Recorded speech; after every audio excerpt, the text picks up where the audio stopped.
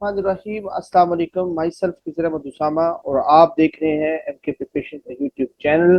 Student 20 फरवरी 2026 को KPK के अंदर एसएसटी आईटी का जो टेस्ट है वो कंडक्ट हुआ है। तो उस हवाले से आज के सेशन में हम जो एसएसटी आईटी के पेपर में जो क्वेश्चंस आए हैं उनके सोल्यूशन को डिस्कस करेंगे। बिफोर स्टार्टिंग द सेशन में आपको बता दूं ये क्वेश्चन जो है वो चूंकि पेपर कमीशन लीक नहीं करता, पेपर किसी को नहीं देता, तो ये क्वेश्चन जो है वो हमें स्टूडेंट्स के थ्रू आए हैं। तो मोस्टली क्वेश्चन ऐसे हैं जिनकी स्टेटमेंट्स हैं सिर्फ और उनके जो ऑप्शंस हैं वो अवेलेबल नहीं थे। कुछ की सिर्फ स्टेटमेंट्स थी, कुछ के ऑप्शंस थे, तो उसको हम एज इट इज यहाँ पर डिस्कस कर रहे हैं। अगर आपको कोई लगता है कि कोई ऐसे क्वेश्चन है जो इस सेशन में शामिल नहीं है पर वो पेपर में आए थे, तो कमेंट सेक्शन में जरूर बताइएगा। तो स्टार्ट करते हैं आज के सेशन को। चूंकि एसएसटी के पेपर के अंदर मेजर पोर्शन जो था वो कंप्यूटर का था और उसके साथ साथ पेडागोजी, इंग्लिश, उर्दू और इस्लामियात भी शामिल थी। और अब तक के पेपर के एनालिसिस के मुताबिक जो अब तक हमें क्वेश्चन रिसीव हुए हैं उनमें से ज्यादातर जो इस पेपर, क्योंकि ये पेपर पहली दफा हुआ है केपीके के अंदर, जो कमीशन उसने पहली बार एसएसटी का पेपर लिया था, तो किसी को आइडिया नहीं था कि पेपर जो है वो किस तरह का होगा। तो अब पेपर आने के बाद ये आइडिया हो रहा है कि पेपर का जो ज्यादातर हिस्सा था वो डेटाबेस में से पूछा गया था, डेटाबेस और लैंग्वेज में से पूछा गया। तो स्टार्ट करते हैं आज के सेशन को।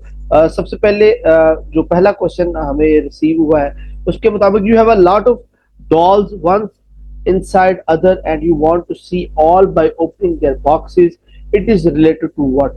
एक केस सिनेरियो बेस्ड एक क्वेश्चन है जिसके अंदर उसने ये कहा कि आपके पास बहुत सारी डॉल्स हैं, एक दूसरे के अंदर हैं और आप उन सबको वन बाय वन खोल के देखना चाहते हैं, तो इस प्रोसेस को आप किससे रिलेट करेंगे?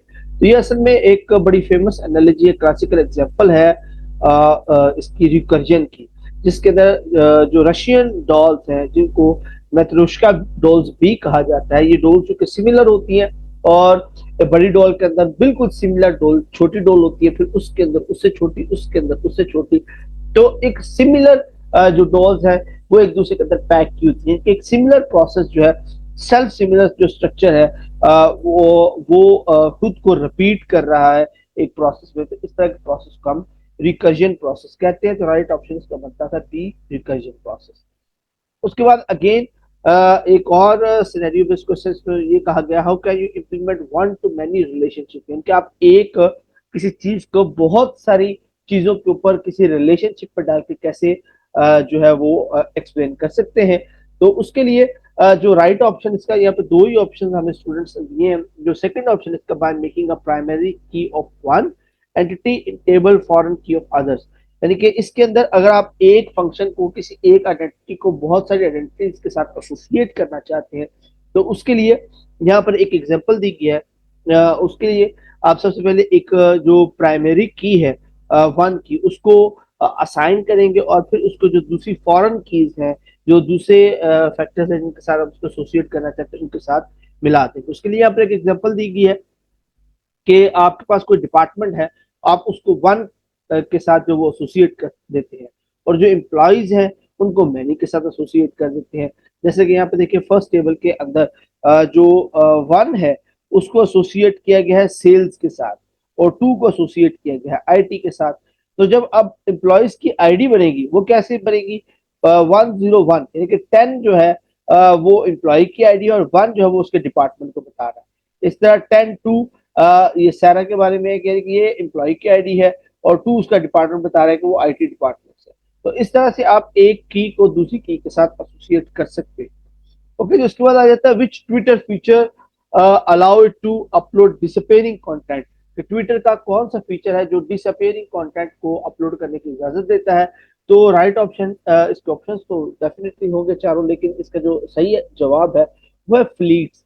फ्लीट्स एक ऑप्शन था जो डिसअपियरिंग मैसेजेस जो है उसको अपलोड करने की इजाजत देता था। 2021 में इस फीचर को डिसकंटिन्यू कर दिया गया और अब चूंकि ट्विटर जो है वो एक्स बन चुका है और अब इस फीचर को जो है वो प्राइवेट चैट्स की सूरत में जो है वो अवेलेबल है और 2025 के अंदर चैट के अंदर एक नया फीचर ऐड किया गया जिसको डिसअपियरिंग मैसेजेस कहा गया। तो उसके जरिए से अब डिसअपियरिंग कंटेंट जो है वो अपलोड या प्राइवेटली शेयर किया जा सकता है। उसके बाद आ जाता है विच फेसबुक फीचर रिकमेंड पीपल, कि आपने देखा होगा कि आपके फेसबुक में अक्सर जो पीपल्स हैं या फ्रेंड्स हैं वो रिकमेंड किए जाते हैं, तो वो फीचर कौन सा है? तो फीचर है जी पीपल यू मे नो। अब ये जो फीचर है एक एल्गोरिदम के तहत जो है वो चलता है, जो एनालाइज करता है बहुत सारे फैक्टर्स को, जैसे कि आपके म्यूचुअल फ्रेंड्स, शेयर्ड नेटवर्क्स जो है, कॉमन इंटरेस्ट है, अपलोडेड कॉन्टेक्ट्स है, लोकेशन है, ये सारे फीचर्स को वो जो एल्गोरिदम है वो एनालाइज करता है और उसकी बेस पर वो आपको फ्रेंड्स जो है वो सजेस्ट करता है, जो कि पीपल यू मे नो के नाम से आपके सामने आते हैं। उसके बाद आता है जी विच ऑप्शन शोज सीरियलाइजेबिलिटी, जो सीरियल्स के हवाले से कि अगर मल्टीपल फंक्शंस हैं वो एग्जीक्यूट होने जा रहे हैं, तो सीरियलाइजेबिलिटी जो है वो डेटाबेस का एक ऐसा कॉन्सेप्ट है जो इस बात को कंट्रोल और गारंटेड करता है कि जो ट्रांजेक्शन्स हैं वो जो है वो साइमल्टेनियसली एक खास ऑर्डर के साथ एक खास सीरियल के साथ जब वो एग्जीक्यूट हो, जिसको सीरियलाइजेबिलिटी कहते हैं। तो the outcome of concurrent execution is like serially execute, यानी कि जो भी उसकी ट्रांजेक्शन है वो सीरियली एग्जीक्यूट हो। उसके बाद अगेन एक केस बेस्ड क्वेश्चन दिया गया जिसके अंदर दो ट्रांजेक्शन जो है वो यहाँ पर दिखाई गई हैं, T1 एंड T2। T1 में आप देख सकते हैं कि जब ए फैक्टर रीड हो रहा है, फिर ए फैक्टर राइट हो रहा है, फिर बी जो है वो रीड हो रहा है, बी राइट हो रहा है। फिर दूसरी ट्रांजेक्शन जिसके अंदर ए रीड हो रहा है, फिर ए राइट हो रहा है, बी रीड हो रहा है, और फिर बी जो है वो राइट हो रहा है। पूछा ये जा रहा है कि इसका जो कंफ्लिक्ट है क्या वो सीरियलाइज है या नहीं है। तो उसके लिए जब आप किसी ट्रांजेक्शन की सीरियलाइजेबिलिटी को देखना चाहते हैं तो आप दो चीजों को चेक करते हैं। एक तो प्रेसिडेंस ग्राफ आप ड्रॉ करते हैं, जो ये बताता है, जो आपको ये कंफर्म करता है कि जो ट्रांजेक्शन हो रही है क्या वो सीरियल में हो रही है, तो उनकी प्रेसिडेंस जो है वो जो है वो तरतीब के साथ हो रही है या नहीं हो रही।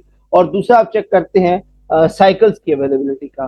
तो अगर सीरियलाइजेबिलिटी को देखें तो यू विल सी कि T1 जब ए राइट कर रहा है तो उसके बाद ही T2 उसको रीड कर रहा है।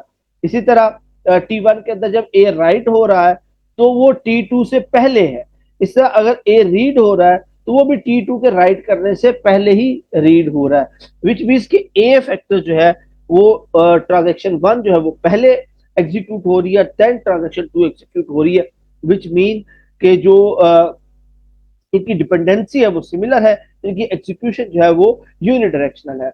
उसके बाद अगर आप चेक करें साइकिल्स के लिए, तो इसमें चूंकि कोई साइकिल अवेलेबल नहीं है, क्योंकि T1 से ट्रांजेक्शन T2 की तरफ जा रही है और ये वापस T1 की तरफ नहीं आ रही, इसका मतलब ये कि कोई साइकिल मौजूद नहीं है। तो ये कंफर्म करता है कि ये जो कंफ्लिक्ट है वो सीरियलाइजेबल है। तो राइट ऑप्शन इसका यस बनता है कि ये सीरियलाइजेबल है। ओके जी, उसके बाद आ जाते हैं in database which operation permanently save changes, कि डेटाबेस के अंदर कौन सा ऑपरेशन है जो चेंजेस को परमानेंटली सेव कर लेता है। तो कमिट एक ऐसा ऑपरेशन है, COMMIT, ये जितने भी चेंजेस होते हैं उसको परमानेंटली स्टोर करता है, और एक बार अगर ये कमिटेड हो जाए, कमिट ऑपरेशन एक्सिक्यूट हो जाए, देन आप उसको अनडन नहीं कर सकते। इसका जो ऑपोजिट जो ऑपरेशन है वो रोल बैक है, जिसमें आप चेंजेस को वापस अनडन कर सकते हैं। ओके जी, आगे है which one of the following is a referential की। तो डेफिनेटली यहाँ पर चार ऑप्शन होंगे। तो फॉरेन की जो होती है वो रेफरेंशियल की होती है, क्योंकि फॉरेन की जो है वो प्राइमरी की है जो किसी दूसरे टेबल के साथ एक रिलेशनशिप एस्टेब्लिश करी होती है, तो इसको हम रेफरेंशियल की कहते हैं, फॉरेन की। उसके बाद आ जाता है हु कन्वर्ट MSIL, एक माइक्रोसॉफ्ट इंटरमीडिएट लैंग्वेज जो है उसको नेटिव कोड में रन टाइम में कौन कन्वर्ट करता है। तो इसके हमें एक कंपाइलर चाहिए होता है नेटिव लैंग्वेज में कन्वर्ट करने के लिए, और जो इस मकसद के लिए जो MSIL को कन्वर्ट करता है वो just in time JIT compiler है। उसके बाद आ जाता है G in ChatGPT which AI model is used, ChatGPT में कौन सा मॉडल जो है वो यूज किया गया है। तो चैट जीपीटी में basically generative pre trained transformer model जो वो इस्तेमाल किया गया है, बट ये मॉडल जो वेरी करते हैं चैट जीपीटी के जो डिफरेंट मोड्स है, जैसे चैट जीपीटी बेसिक है, उसके बाद प्रो है, उसके बाद प्रोफेशनल है, तो उनके जो है वो मॉडल्स भी चेंज होते रहते हैं। बट अभी लेटेस्ट जो चल रहा है वो GPT-4o है, और ओ जो है वो ओमनी के साथ स्टैंड करता है, और इसमें एडिशन ये किया गया कि इससे पहले जो वो चैट जीपीटी सिर्फ जो टेक्स्ट है उसको हैंडल करता था, बट चैट जीपीटी 4o के अंदर ये इमेजेस और ऑडियोज को भी हैंडल करना इसने शुरू कर दिया है। और लेटेस्ट जो इसका जनवरी 2025 में मॉडल रिलीज हुआ है वो जीपीटी O3 मिनी है। अच्छा, उसके बाद जी टर्बो, अच्छा ये क्वेश्चन कंप्लीट नहीं है, ये जिस तरह मेरे बच्चों ने हमें बताया तो उस हिसाब से मैंने अज्यूम करके इसकी जो स्टेटमेंट है वो कंप्लीट की है कि टर्बो C++ जो एक प्रोसेसर है, ये सपोर्ट करता है कोर i3 कोर i5 को किसके जरिए, एमुलेशन के जरिए। जो एमुलेशन प्रोसेस है जिसमें हम एज ए गेस्ट यानी कि एक सिस्टम जो है वो किसी दूसरे सिस्टम के तौर पर बिहेव करता है, तो टर्बो C++ जो है वो कोर i3 कोर i5 को सपोर्ट करता है with the help of emulation. अच्छा, उसके बाद है why database indexing is use. तो डेटाबेस इंडेक्सिंग जो है फास्टर सर्च के लिए इस्तेमाल होती है। ये बिल्कुल ऐसी है कि अगर आपको एक बुक दी जाए जिसके स्टार्ट में इंडेक्स ना हो, तो आपको कोई पर्टिकुलर टॉपिक उसमें ढूंढना हो तो आपको सारी बुक जो है वो ढूंढनी पड़ेगी पेज बाय पेज। बट अगर इंडेक्स दिया गया हो तो आप उस स्पेसिफिक पेज पर, उस खास पेज पर जो है वो मूव ऑन कर जाएंगे, जो कि एक ज्यादा फास्ट वे है। तो डेटाबेस के अंदर भी जो इंडेक्सिंग है ये फास्ट सर्च के लिए इस्तेमाल होती है। Okay, which company introduce first mobile app. Again ये क्वेश्चन भी जरा कंप्लीट नहीं था क्योंकि हमारे पास ऑप्शंस नहीं थे, तो मैं जो पॉसिबल आंसर्स बनते हैं वो यहाँ पे आपको बता देता हूँ कि जो first non complete mobile app है वो स्नेक गेम है, जो नोकिया की तरफ से जो है वो लॉन्च की गई थी, जिसको कंसिडर किया जाता है एक proper functional complete mobile app. But इससे पहले 1994 में IBM सिमन का जो मोबाइल था जो उन्होंने लॉन्च किया था उसके अंदर भी एप्स मौजूद थी, जैसे कि एड्रेस बुक, कैलेंडर या कैलकुलेटर वगैरह। पर 1997 में नोकिया 6110 के अंदर जो स्नेक गेम थी उसको first must have mobile app जो है वो माना जाता है। तो चूंकि ऑप्शंस मेरे पास अवेलेबल नहीं थे, तो अकॉर्डिंग टू ऑप्शन जो है वो आप इनमें से देख सकते हैं। और अगर ये क्वेश्चन कुछ इस तरह से कि फर्स्ट ऐप जो ऐप स्टोर कौन सा है, तो एप्पल ऐप स्टोर जो फर्स्ट ऐप स्टोर था जो 2008 में लॉन्च हुआ। उसके बाद Dell support which type of computer, personal computer, cloud computer, server या ऑल ऑफ दीज। तो डेल तमाम तरह के कंप्यूटर्स बनाता है, पर्सनल कंप्यूटर्स भी बनाता है, क्लाउड कंप्यूटर भी करता है, सर्वर्स भी बनाता है, तो ये इन सबको सपोर्ट करता है। उसके बाद है G in which year Pakistan IT sector exports reached 3.8 billion dollars. तो 2024 और 25 का जो फाइनेंशियल ईयर था इसके अंदर पाकिस्तान की जो IT एक्सपोर्ट थी वो 3.8 बिलियन डॉलर को क्रॉस कर गई। उसके बाद हैमिंग 7 सॉफ्टवेयर के बारे में बात हो रही है कि इसके अंदर किस तरह से कौन सा ऑप्शन जो है वो यूज किया जाता है, जो सीक्वेंस के एरर को चेक करता है और ये डिसाइड करता है कि किस बिट को फ्लिप फ्लॉप किया जाए, तो वो ऑप्शन सिंड्रोम है। सिंड्रोम ये बताता है कि कौन सा जो बिट है किसकी पोजीशन जो है वो सही नहीं है, पोजीशन एरर आ रहा है जिसकी वजह से, और किसको फ्लिप करना है, तो राइट ऑप्शन इसका सिंड्रोम बनता है। उसके बाद dot net use which type of memory allocation. तो चूंकि हमारे पास ऑप्शंस नहीं थे, तो बेसिकली ये 3 तरह की जो मेमोरी एलोकेशन इस्तेमाल करता है, manage, heap, stack and unmanaged memory. ये 3 तरह की मेमोरीज होती है जो डॉट नेट इस्तेमाल करता है। अकॉर्डिंग टू ऑप्शन आप इसका राइट आंसर लगा सकते हैं। उसके बाद which data type in Python can not have duplicate value. तो सेट एक ऐसी डाटा टाइप है जिसके अंदर यूनिक इम्यूटेबल ऑब्जेक्ट जो मौजूद होती है। अगर सेट के अंदर कोई एंटिटी रिपीट हो तो वो ऑटोमेटिकली रिमूव हो जाती है। तो सेट वो वाहिद डाटा टाइप है जिसके अंदर कोई भी वैल्यू डुप्लीकेट नहीं होती।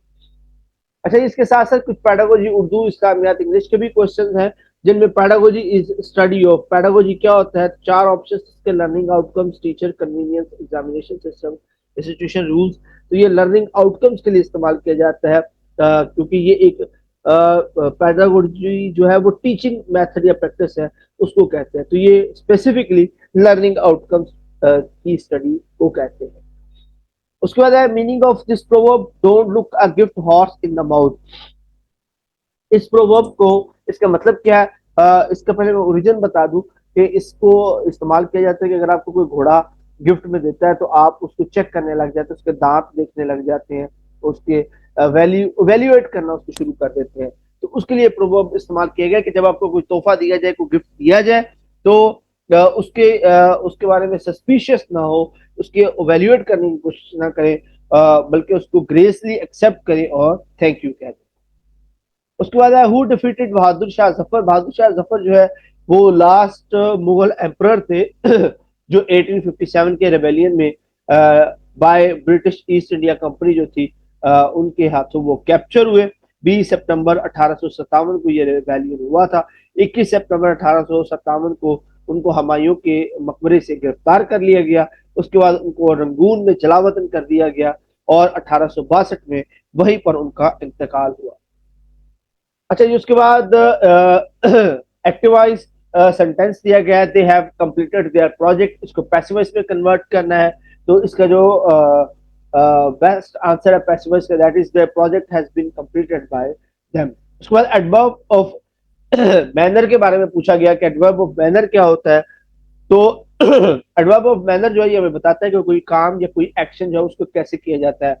जैसे कि शी सिंग्स ब्यूटीफुली, तो beautifully is adverb of manner, जो बता रहा है कि जो गाना गाया जा रहा है वो खूबसूरती के साथ गाया जा रहा है। अच्छा, उसके बाद उर्दू के कुछ सवाल है, जैसा कि शेर में बार बार दोहराया जाने वाला लफ्ज उसको क्या कहते हैं। तो इसको सॉरी ये गलत लफ्ज लिखा गया, रदीफ कहते हैं, ये रदीक लिखा गया, रदीफ सही आंसर इसका। उसके बाद लफ्ज है कनूती। कनूती का मुतरादफ पूछा गया, तो कनूती का जो मुतरादफ है वो ना उम्मीद हो सकता है, मायूस हो सकता है, यास पसंद हो सकता है।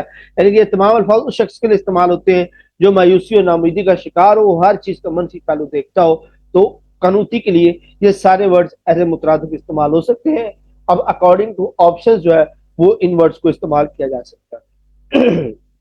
अच्छा, उसके बाद है इब्नुल वक्त किसका नावल है। तो इब्नुल वक्त जो है वो डिप्टी नजीर अहमद का नावल है जो 1888 में पहली बार शाया हुआ था। उसके बाद है आब होना का क्या मतलब होता है। तो आब होने के बेसिकली तीन मतलब होते हैं। अभी अकॉर्डिंग टू जो ऑप्शंस थे उसके लिहाज से आप जो राइट ऑप्शन सिलेक्ट कर सकते हैं, जिनमें पहला है शर्मिंदा होना, कि आप गलती से आब होना या गलती से पानी पानी हो जाना, शर्मिंदगी से पानी पानी हो जाना, या पसीने होना खौफ गर्मी या शर्मिंदगी की वजह से, नरम हो जाना, पिघल जाना, यानी कि किसी की बात सुन के, कोई गम सुन के, कोई गम देख के आपका दिल पसीज जाए। तो ये सारी मीनिंग जो है वो आबाब होने के लिए इस्तेमाल की जाती हैं। अकॉर्डिंग टू द ऑप्शन आप राइट आंसर लगा सकते हैं। उसके बाद ऑब्जेक्टिव रेजोल्यूशन ऑफ पाकिस्तान जो है वो कब पास हुई। तो 12 मार्च 1949 को ये रेजोल्यूशन है वो पास हुई थी। So that's it for the session. ये कुछ क्वेश्चंस थे जो हम तक पहुंचे थे, जिसको हमने आपको एक्सप्लेन करने की कोशिश की है। अगर आपके जहन में या आपके पास कोई ऐसे क्वेश्चन हो जो यहाँ पर डिस्कस नहीं किए गए तो काइंडली उनको कमेंट सेक्शन में जरूर बताइएगा। अगर आप हमारा कोई सेशन ज्वाइन करना चाहते हैं तो स्क्रीन पर दिए गए नंबर से आप हमारे सेशंस को ज्वाइन कर सकते हैं। इसके साथ साथ हमारी एमके पब्लिकेशन बुक्स की जो सीरीज है वो भी स्टार्ट हो चुकी हुई है, जिसमें हमारे पास पाकिस्तान के तमाम कॉम्पिटिटिव एग्जाम की बुक्स और नोट्स मौजूद हैं। ऑनलाइन ऑर्डर करने के लिए स्क्रीन पर दिए गए नंबर्स पर आप कांटेक्ट कर सकते हैं। और एट द एंड, अगर आपने अभी तक हमारे जो चैनल्स हैं एमके प्रिपरेशंस और एमके पब्लिकेशंस उनको ज्वाइन नहीं किया, उनको सब्सक्राइब नहीं किया, तो अभी सब्सक्राइब करें, बेल आइकन पे क्लिक करें, ताकि आपको जॉब पाकिस्तान भर की तमाम जॉब्स के रिलेटेड इंफॉर्मेशन जो है वो आपको मिलती रहे। Thank you so much. Allah Hafiz.